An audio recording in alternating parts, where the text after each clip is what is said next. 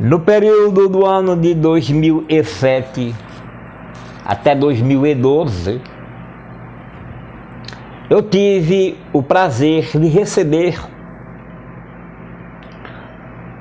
das mãos de espíritos superiores que chamavam a si mesmos de fagulhas de Deus, uma obra extensa e profunda com o título A Sabedoria Suprema.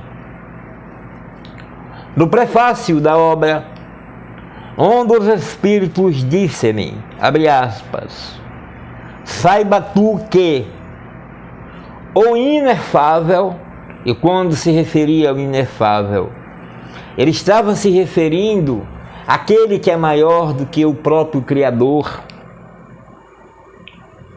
e que as Bíblias originais chamam de Ial, e que foi traduzida posteriores pela Vulgata e para outras traduções, como Javé ou Yavé.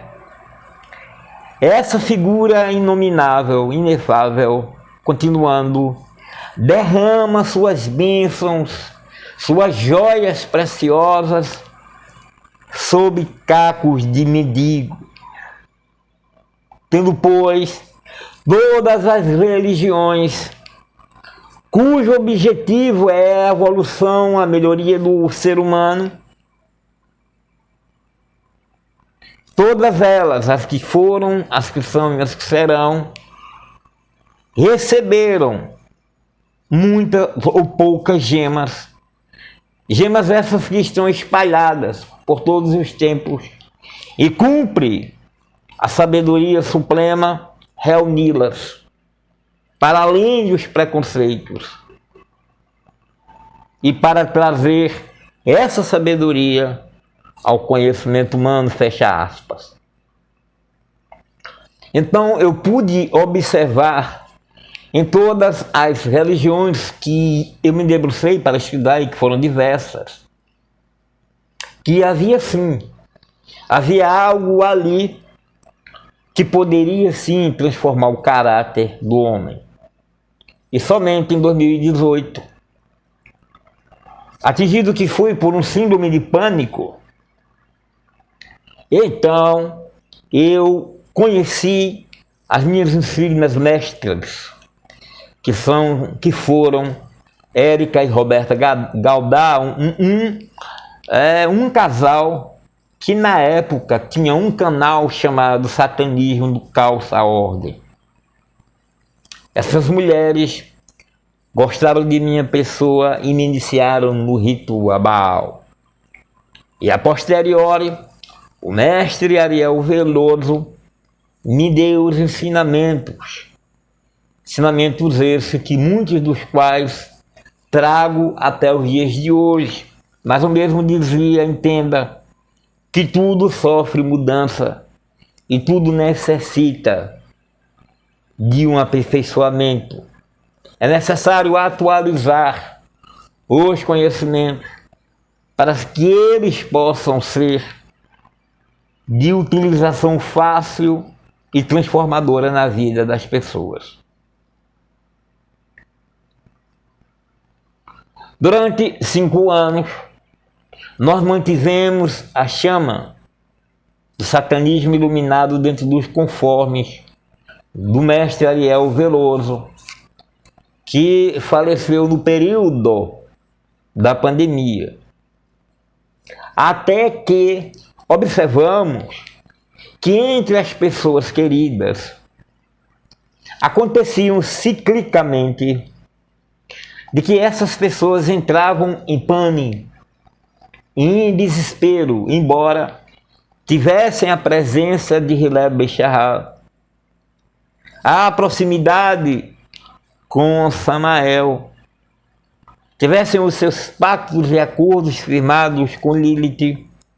Ciclicamente, essas pessoas entravam em parafuso, e percebi que até eu, que estava ali como mestre, em 2 anos seguidos, no início do ano, eu entrava em problemas de saúde sérios.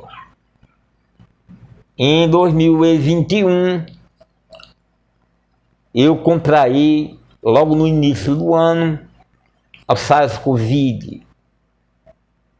E no ano seguinte, também no mesmo período, eu contraí um problema que se dizia virose, mas que na verdade foi uma possessão, porque eu estava com problemas com as divindades do panteão e aquela coisa me encontrou com o corpo aberto e ali fez morada, buscando me levar a óbito. Essa história contada e recontada dos guerreiros da luz de todos os tempos, todas aquelas pessoas que já fizeram acordos e pactos conhecem essa história minha.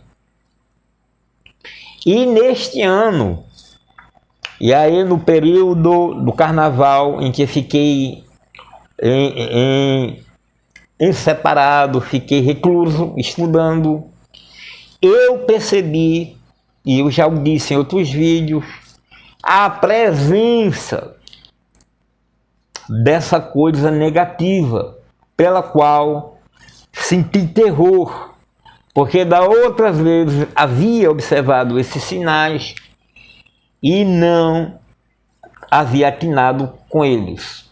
Não fazia ligação entre causa e efeito. Posso lhes dizer que esses mesmos sinais eu sonhei nas duas vezes, eu percebi nas duas vezes que a coisa iria me atingir. E então dessa vez eu conjurando a Samael, pedi-lhe a orientação e ele disse que o segredo estava na toca do Musê Pampa. Você que está assistindo e que você está gostando de estar no canal Cabeça do Negro, por gentileza, compartilhe, comente, dê o seu like, que é muito importante, embora seja um canal que eu esteja utilizando para o favorecimento dos poucos que estão aí no Guerreiros da Luz. Mas se você se acha um guerreiro da luz, venha estar conosco, participe, deixe a data do nascimento aqui e eu lhes presentearei com o nome do seu signo africano.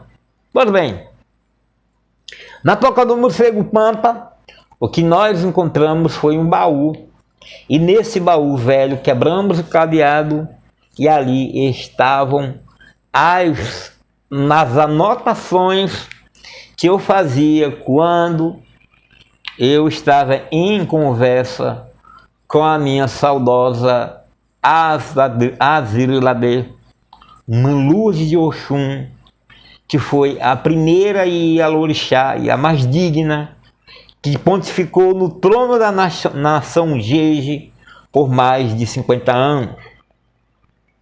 Em conversas em que ela tomava sua cervejinha e fumava seu cigarro, ela me ensinava os segredos dos odus ou outros segredos, e eu percebi que era importante para que eu pudesse me livrar essa coisa ruim que estava aproximando comigo, e também dessas pessoas queridas que em determinado tempo, ciclicamente, como eu falei, entrava em pânico, em loucura, em desespero, sem nós sabermos o que era aquilo. Então, o trabalho com os odus, os estudos aprofundados com os odus, me levaram a me tornar um olhador de búzios, a buscar-lhe os ebós necessários, aprender sobre, pelo menos, embora eu não possa praticá-los porque não sou sacerdote, diga-se de verdade, de candomblé nem de umbanda. Então eu vi ali os ebós, os banhos que podem sim ser tomados e que eu posso sim falar com as pessoas, para com essas pessoas, os trabalhos de magia natural que poderiam ser feitos. E é nisso aí eu me debrucei longamente durante noites sobre a obra extraordinária de Rubens Saraceni, inclusive o livro Teologia de Umbanda, a fim de que pudesse ter comigo maiores esclarecimentos para ajudar essas pessoas. E comecei me ajudando, fazendo as mudanças de cores necessárias, fazendo os preceitos que o meu Odu de cabeça, no caso Odu Ofum, regido que é por Oxalufã e Oxalagueão, ou seja, Oxalá jovem, Oxalá velho, e vi modificar minha vida para melhor. Então o grau de vida, o nível de vida sinceramente, o melhor. Eu estou sentindo um desejo imenso aí pelas questões da vida. Estou curtindo, amando a vida como nunca amei antes. O que deixa bem claro que conhecer os Odus, seguir os preceitos, aplicar aqueles conhecimentos em nossas vidas, podem sim modificar toda a nossa trajetória. E aí eu vi a resistência minha para fazer as mudanças. Eu vi a inveja e o ciúme dos pares, né, dos babalorixás, dos vialorixás da terrinha. E percebi ainda mais a confusão das pessoas em relação e como que vai ser, não é? Que são os Daimon de Goécia, os deuses que amamos. E Exu, como é que a gente vai lidar com isso?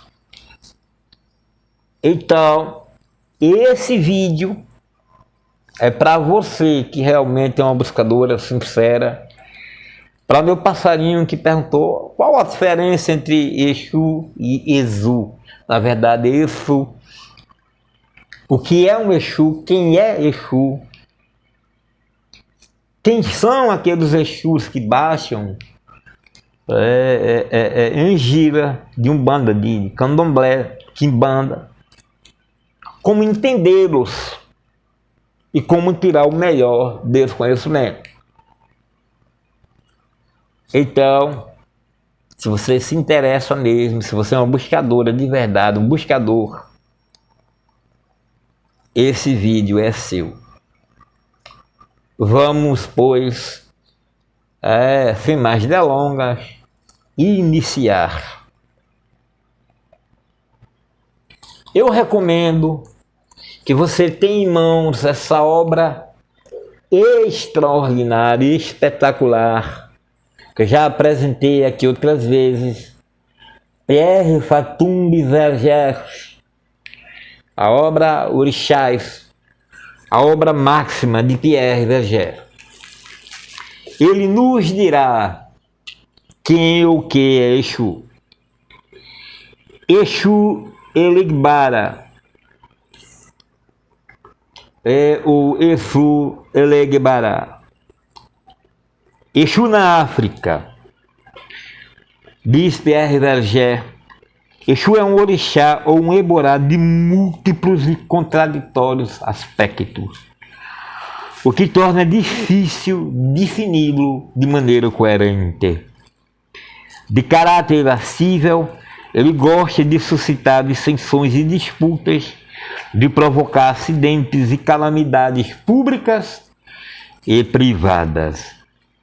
É astuto, grosseiro, vaidoso, indecente, a tal ponto que os primeiros missionários, assustados com essas características, compararam-no ao diabo. Dele, fazendo o símbolo de tudo que é maldade, perversidade, abjeção, ódio, em oposição à bondade, à pureza, à elevação e o amor de Deus.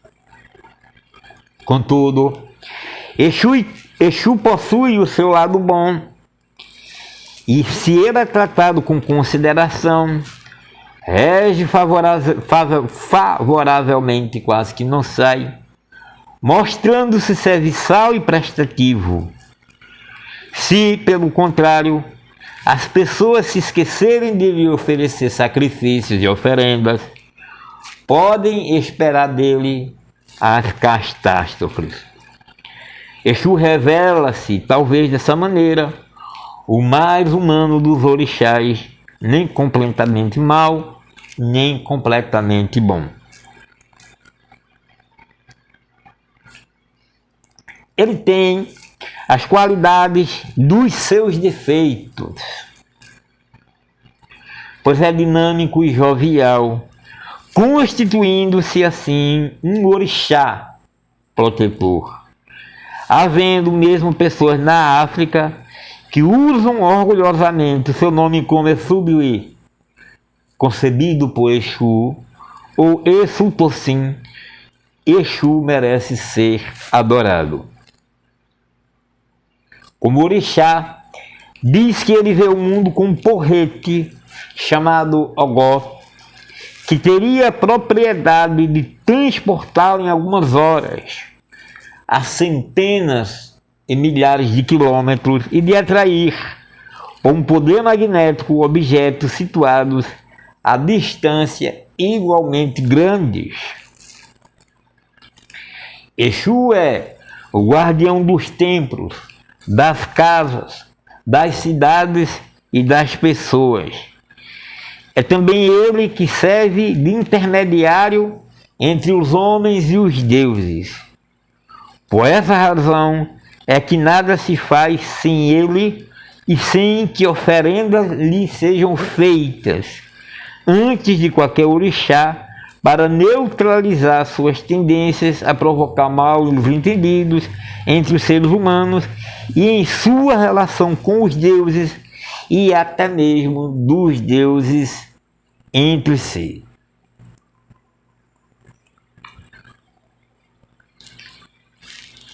Então, durante esse livro, você vai ter muitas coisas no decorrer. Tem aqui alguns retanhos que são maravilhosos. Diz-se que a Exu são oferecidos bolos e galos, pratos de preferência, e pretos de preferência e pratos cozidos. A esse preto se refere aos galos. E pratos cozidos em azeite de dendê. Porém, nunca se lhe deve oferecer óleo branco, que é extraído das amêndoas contidas nos caroços de dendê. Esse ali tem reputação de ser cheio de violência e de cólera.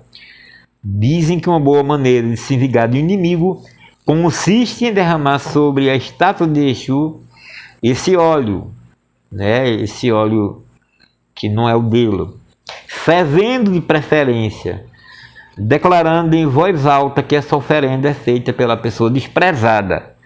Exu não deixaria então de lhe pregar uma peça. Agora os etãs de Exu. Exu faz o ferro virar acerto. Exu faz o erro virar acerto e o acerto virar erro. É numa peneira que ele transporta o azeite que compra no mercado, e o azeite não escorre dessa peneira. Ele matou um pássaro ontem com uma pedra que somente hoje atirou. Se ele se zanga, pisa nessa pedra e ela põe-se a sangrar. Aborrecida, ele senta-se na pele de uma formiga. Sentado, sua cabeça bate no teto. De pé, não atinge nem mesmo a altura de um fogareiro. Isso é fantástico e sei que vocês gostariam de saber mais, vou lhe dar mais um brindezinho. No Brasil, como em Cuba, Exu foi sincretizado com o diabo. Não inspira, porém, grande terror, pois sabe que quando tratado convenientemente, ele trabalha para o bem. Quer dizer, pode ser enviado para fazer o mal às pessoas mais, ou aquelas que nos prejudicam, ou ainda aquelas que nos causam ressentimento. Chamam-no familiarmente de compadre ou homem das encruzilhadas, pois é nesses lugares que se depositam de preferência as oferendas que lhes são destinadas. Poucas pessoas aqui no Novo Mundo, na Europa, no Brasil, lhes são abertamente consagradas em razão do seu suposto sincretismo com o diabo. A tendência, logo que ele se manifesta, é de acalmá-lo, de fixá-lo, oferecendo-lhe sacrifícios e procedendo à iniciação da pessoa interessada em proveito do seu irmão Ogum, com o qual Exu divide um caráter violento e arrebatado. O lugar consagrado a Exu é geralmente ao ar livre ou no interior de uma pequena choupana isolada ou ainda atrás da porta da casa. É simbolizada por um tridente de ferro plantado sobre um montículo de terra e algumas vezes por imagem igualmente de ferro representando o diabo brandindo o tridente.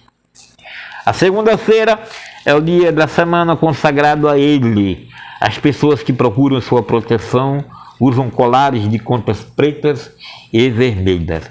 As oferendas de animais e comida, como na África, são representadas antes da dos outros orixás. Assinalamos anteriormente que antes de realizar o xirê dos orixás, faz-se na Bahia o padê, palavra que, como vimos, significa em Yorubá encontro ou reunião, durante a qual o Exu é chamado, saudado, cumprimentado e enviado ao além com uma dupla intenção: convocar os outros deuses para a festa e ao mesmo tempo afastá-lo para que não perturbe a boa ordem da cerimônia com um dos seus golpes de mau gosto. Em outros livros, nós iremos saber mais a respeito dos assentamentos de Exu e, particularmente, a sua pedra, que é um mistério, chamada Yanguê. Então veja aí o problema.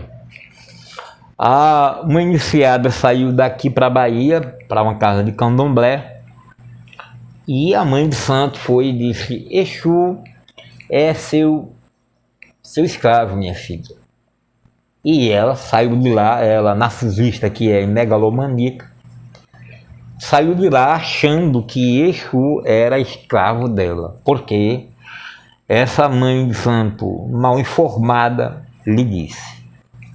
Então vamos falar, pois, qual é a nossa concepção de Exu com os conhecimentos, a sabedoria que Hilero Ben Shahar nos dá,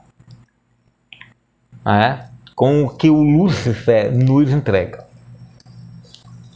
Primeiro, deixando bem claro que a figura de Hilero Ben Shahar, de Lúcifer, em nosso entendimento, não é o anjo das trevas, posto que seu título é Lúcifer, significa, pois, portador da luz. E é ele que, segundo Grimório Verum, uma vez conjurado, pode haver uma grande dificuldade para o ser humano absolvê-lo, e ele pode, sim, provocar delitos que em outro tempo não faria, em outro momento. Aqui havia, por exemplo, uma menina que odiava o pai, que lhe pagava tudo, todos os luxos, e quando o pai vinha para cá com a família, dizia para ela: esqueça de acender a sua vela para o Lúcifer, acenda depois. Por quê? Porque tudo que vem à tona, tudo que está escondido, tudo que está na escuridão, tudo que está com remorso, como culpa, uma vez iluminado por Hilel ou por Lúcifer, faz com que a pessoa reaja de acordo. Então é necessário muita sobriedade, né? Porque ele ilumina, ele traz, ou seja, ele traz para fora todos os nossos ressentimentos, todas as nossas repressões. É uma coisa muito interessante que, quando está no período da sua chegada para a incorporação, nós falaremos disso em outro vídeo. Então a maioria das pessoas, e já teve uma egrégora muito grande aqui, elas têm pesadelos e acontecem coisas que são atípicas na vida dessas pessoas. Em outro vídeo nós falaremos o porquê que isto acontece. Agora o caso é Exu. A questão de Exu ser mensageiro, e nós estamos falando de Exu deixar bem claro, quando eu estiver me referindo, quando nós estivermos nos referindo a Exu, orixá, usaremos Exu. Ok. Então, o orixá, ele é um indivíduo que dizem, né, as mitologias, os itãs, que em determinado momento do tempo ele esteve aqui como uma pessoa viva. Então, a mitologia africana traz sim Ogum, Yansan e todas essas divindades como uma vez encarnadas. Essas pessoas estiveram encarnadas e num acesso de raiva, Ogum se tornou ferro e armas. O mesmo acontecido com Xangô, que tornou-se trovão, pedra e tempestade. O mesmo acontecendo com Oxum, que se tornou lagoa, rios de água doce. O mesmo acontecendo com a mãe de todos os orixás, Iemanjá. Então observe, essas mitologias, esses itãs referentes a essas divindades, é para que nós possamos nos sentir mais próximas delas. Esses itãs são africanos e deu aos pais de santos mal intencionados, né, o poder de mentir extraordinariamente quando dizem que você precisa fazer o seu orixá. Existe uma briga de santo por sua cabeça. Fizeram o seu santo errado. Pior, há uma casa de umbanda aqui em Caruaru, em que os orixás, quando baixam, o Pai Santo não permite que eles dancem, brinquem, se comuniquem com as pessoas. Faz eles subir. Então, a maneira de ver os babalorixás, eles não são seres humanos, eles são divindades, porque eles têm o poder de calar uma divindade do porte de Ogum, de Ogum, de Iemanjá, de Ossan, de fazer ele subir, de despachá-lo da casa, como se faz a um amigo que chega em hora errada. Então, não é o poder dos orixás que graçam nos terreiros de candomblés, nem daqui nem da Bahia. É os poderes do babalorixá, da alorixá, que diz que Exu é seu escravo a uma pessoa comum, uma pessoa que foi ali buscar a orientação. E essa pessoa com problemas narcisistas e megalomania, entre outras psicoses, elas acreditam piamente que também tem elas superpoderes. Só que não. Exu, orixá, ele é do porte dos Exus naturais. Ele é o maior desses Exus naturais, que comprovadamente nunca reencarnaram. O que encarna aqui, advindo dessas divindades que realmente são reais, não existem, mas são reais.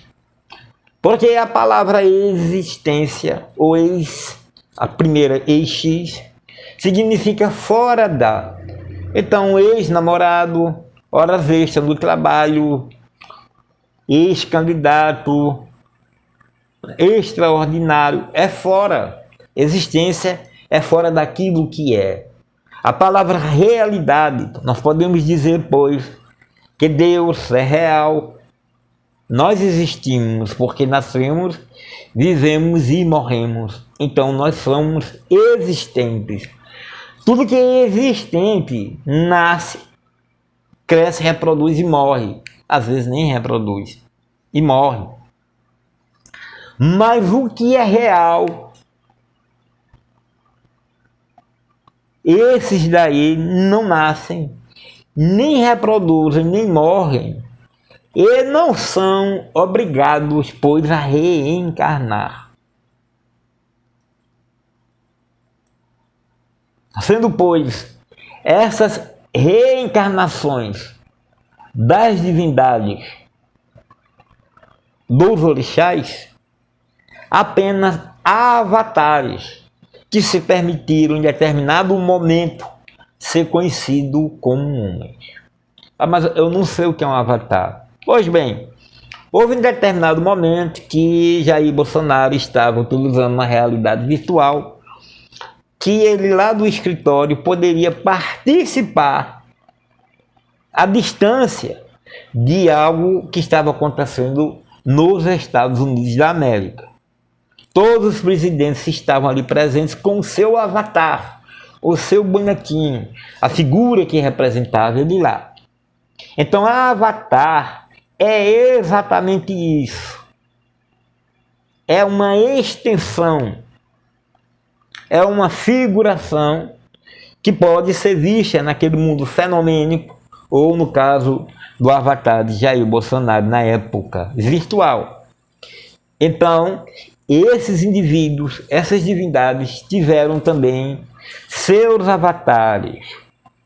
Isso é muito bem conhecido e documentado na obra védica. Nas obras védicas, por exemplo, nós temos no Srimad Bhagavata, que nos conta no Mahabharata, e até no próprio Bhagavad Gita, a explicação de 24 encarnações da personalidade suprema de Krishna, que seria a divindade inefável, que é considerada a divindade inefável por aqueles adoradores, por aqueles milhões de adoradores. E uma vez somente, a cada milhões de anos, essa divindade suprema, ela realmente encarna como pessoa. Mas na sua grande maioria das vezes é através do seu avatar. Então, entendendo isso, nós tivemos aqui as avataras, os avatares de Ogum, de Obaluaê, de Yansan, de Xangô, do próprio Exu, né? De Logunedé, de Oxumaré, de Iemanjá, de todas essas divindades que estão documentados nos itãs africanos. Essas são, pois, os seus avatares, mas eles nunca de fato nasceram,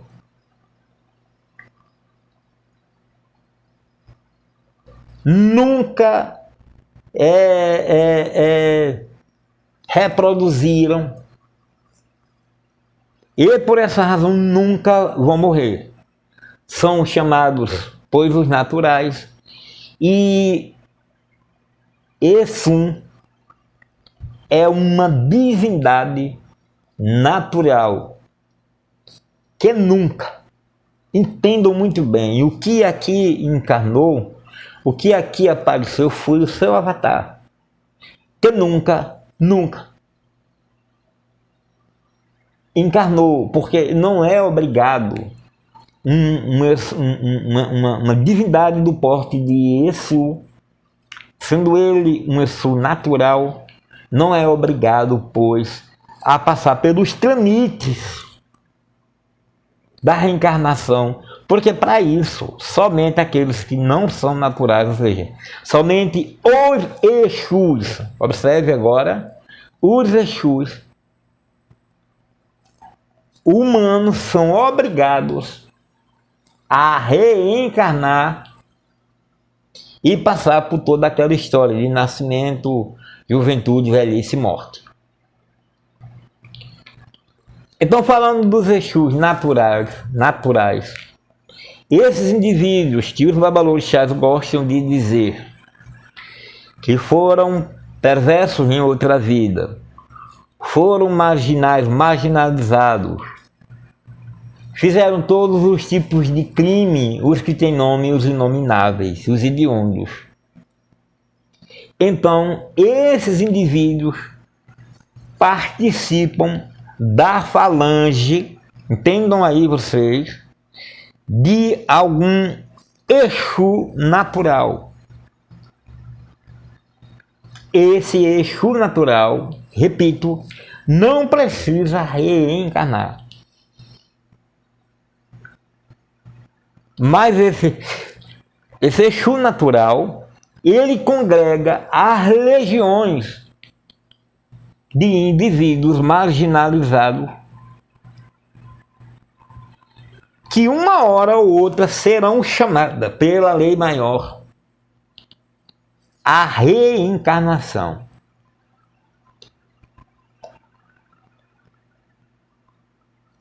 São esses eixos naturais que são os chamados catiços. São catiços. Participando, pois, da falange. Esses indivíduos são utilizados por babalorixás de boa má fé para trabalhos que podem levá-los à evolução ou à involução. Digo de passagem que entre esses Exus que foram humanos, existem milhões deles que se agarram à causa do mal, de separar casais, de provocar doenças, de aclopar-se no sujeito, provocar as terríveis obsessões, as obsessões tremendas, que segundo Allan Kardec, no livro dos Espíritos, começa primeiro são 3 passos. A primeira é a fascinação. Quando o indivíduo percebe que tem algo sobrenatural perto dele, ele ama aquilo. Ele começa a alimentar aquilo, sabe? A fazer os gostos, sabe? Ele tem orgulho de dizer, ó, eu tenho um guia e etc e tal. E essa é a primeira parte, que é justamente a obsessão, a fascinação, quando começa a se vestir como tal, e a possessão, quando já não é ele, mas que vive o indivíduo, mas aquela coisa que ele muito adorava. Como dizia o poeta, transforma-se o amador na coisa amada por motivo de muito a imaginar. Ou como Paulo, e aí se referindo ao Cristo, a coisa que ele mais adorava, já não sou eu quem vivo, mas o Cristo vive em mim. Paulo estava possesso de uma força magnífica, magnânima, extraordinária e benéfica, e estava orgulhoso da sua possessão, que o conduzia à vida e que o fazia não temer morte. A esse Cristo extraordinário, que leva a pessoa para além do medo da morte, Sócrates, no livro Apologia, comenta sobre o seu daimon, né? Ou o seu daimon pessoal, não é? O seu Cristo pessoal, que o levaria, que o levou a angariar sabedoria e não temer, pois, o que viria após a morte. Por ter tido, entenda, uma vida virtuosa de sabedoria.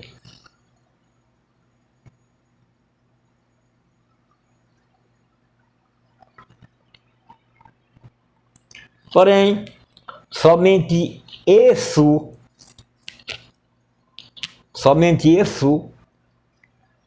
é o ser ou a divindade suprema natural.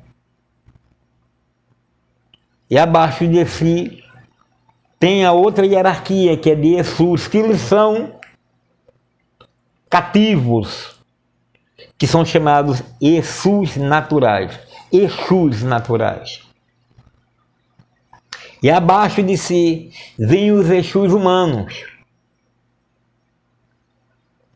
E não são somente esses indivíduos, e aí observe bem, não são somente esses indivíduos malandros que nós conhecemos, ladrões de galinha, que se tornam Exus. Razão é que um babalorixá muito famoso, nome dele não vou dizer, uma vez perguntado se todo mundo tinha Exu, ele disse, como guardião, ele disse que não, porque indivíduos que tiveram a vida na Espanha, que vieram de outras etnias, uma vez procurado ali no jogo de Búzios, não se encontrou nenhum Exu, guardião, que lhe fosse correspondente. Mas eu afirmo-lhes, e para isso, eu gostaria que vocês lessem esses 2 livros, O Guardião de 7 Cruzes, um livro mistério de Rubens Saraceni, e O Guardião 7, o Chanceler do Amor. Os Exus, pois, não são somente indivíduos dessas épocas pós-África e ligados a negros, mas os existem de todas as formas. Existem Exus na Itália, aqui conta um caso de um Exu italiano que chegou a ser Papa. Então todos aqueles pontífices que adentraram a igreja e cometeram crimes de todas as espécies, inclusive sexuais, e esses indivíduos passaram por séculos de terrores até ser convidado pela lei maior, pelo trono da justiça, a receberem, a serem julgados e receberem uma nova oportunidade. Como missão, eles se tornaram Exus humanos. Com missões essas que podem, no mais das vezes, levar esses Exus humanos, franceses, russos, japoneses e etc., a uma escala de evolução até que possa receber de novo a bênção da reencarnação. Então, sim, seja você quando vier jogar o Búzios, quando nós formos fazer o seu mapa astral dos orixás, nós vamos sim observar que os Odus regem sua vida, embora você seja branco, amarelo, cor de cinza, colorido, e que pertença a outra etnia. E vamos sim poder perguntar ao jogo de Búzios sobre se você tem ou não Exu. E na grande maioria das vezes, o Exu guardião, na grande maioria das vezes, você receberá nos Búzios o Aláfia. A resposta será sim e positiva. Pois bem, esses Exus naturais, eles estão sentados nos degraus dos tronos das divindades a que servem. Ou seja, a deusa do ouro e da beleza, Oxum, senta-se, pois, no seu trono de fertilidade e de amor, e tem sentado nos degraus dos seus tronos Exus naturais que comandam milhares e milhares de legiões de Exus humanos. Isso mesmo, do jeito que você viu no filme Hobbit, do jeito que você viu no Senhor dos Anéis, existe uma dimensão de grande magia, em que o indivíduo é recebido lá para o bem ou para o mal após o seu óbito nesse mundo carnal. O Regnon, que é o inferno judaico que tem 7 dimensões, em que do mar o arcanjo de 1000 olhos olha para você e conhece todos os seus delitos e erros. Ele faculta a moradia durante 11 meses em qualquer daqueles infernos, a fim de que você possa purificar a sua alma. O mesmo acontecendo nos 9 círculos dantescos da obra de Dante, em que em 9 círculos o indivíduo, no caso Dante, levado pelo seu assistente, o seu guia Virgílio, precisa e deve atravessar, purificar-se a fim de alcançar o paraíso. E Psanael, a um Leó, na sua obra máxima, sim a inferno, sim a diabo, sim a karma, descreve os horrores que ali são realizados. Todo o desequilíbrio, todas as suas repressões, tudo aquilo que você não satisfez em nome de uma santidade, todas as suas fantasias sexuais não realizadas em nome dessa pretensa santidade, todos os delitos que você, por ser evangélico, realiza, como por exemplo, conheço uma senhora que mal ela anda, de tão grande que é, tão gorda que é. Então ela chega lá na sua loja, ela já tomou café, ela já leva um bolo. E durante o dia, essa mulher não para de comer. Sendo a gula um pecado mortal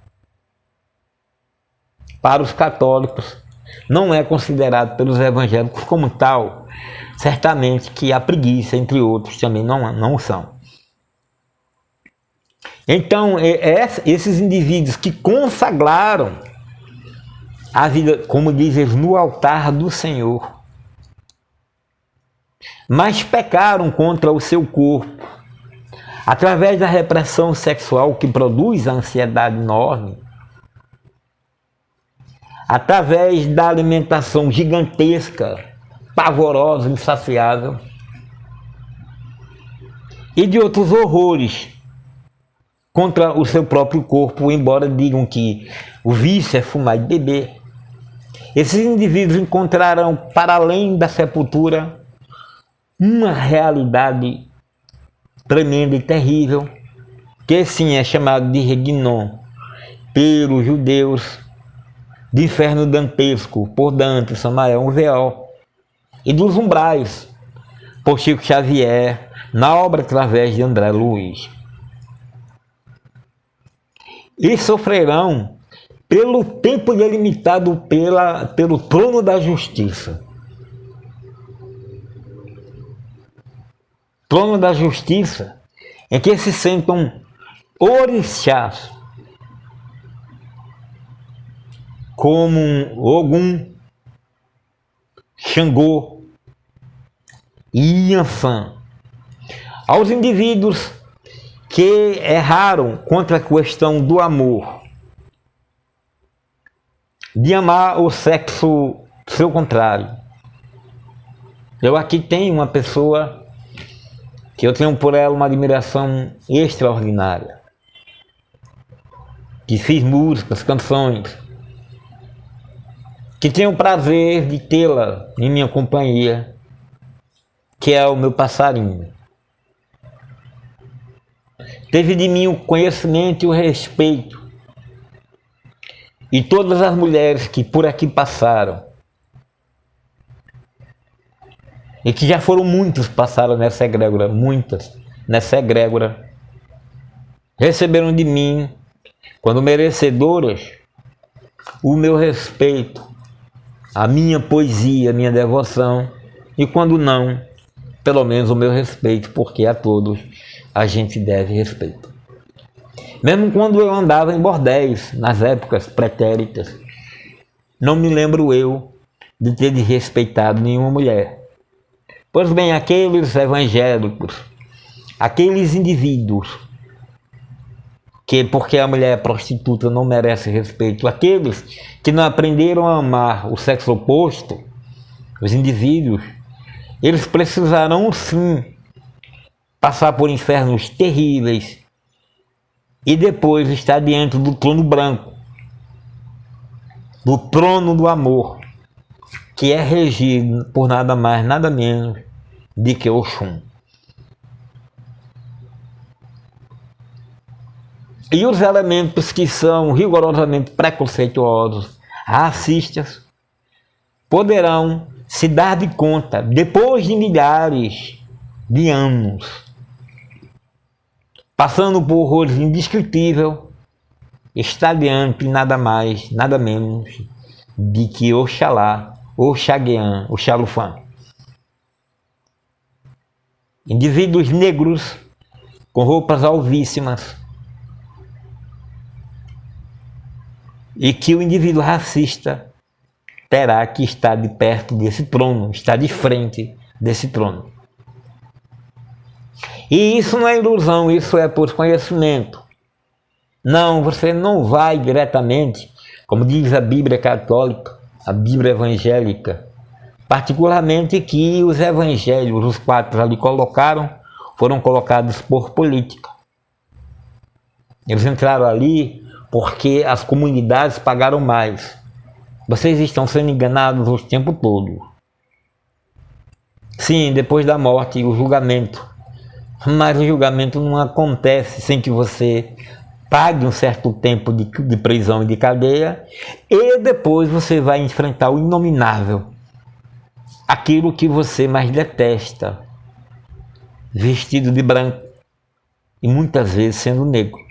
Por isso, os poemas que se referem a Jesus, no caso Oxalá, como um negro, então você pode simplesmente passar por um trono desse, que é o trono de amor, o trono de justiça, o trono de lei e todos os 7 tronos que existem em dimensões desencantadas que você poderá conhecer ou não após o seu óbito. E quanto a Exu, o Exu, o Orixá, é uma divindade portentosa, grandiosa, que é o mais poderoso de todos os orixás, e que já teve rinhas e brigas, de acordo com seus itãs, para mostrar para Olodumaré quanto forte ele é. Então não perca seu tempo pensando que Exu é seu escravo. Você precisa de mais conhecimento. E não fique você imaginando que uma oferenda dada a Exu Orixá, porque você dá para Exu Orixá, ele não a recebe. Recebe sim. E não precisando, porque Exu come de tudo que a boca come. Mas ele não precisa comer até ficar de bucho cheio como Rei Momo. Ele se alimenta de um pouco daquilo e permite que os outros Exus humanos possam, por fim, se alimentar dos seus restos.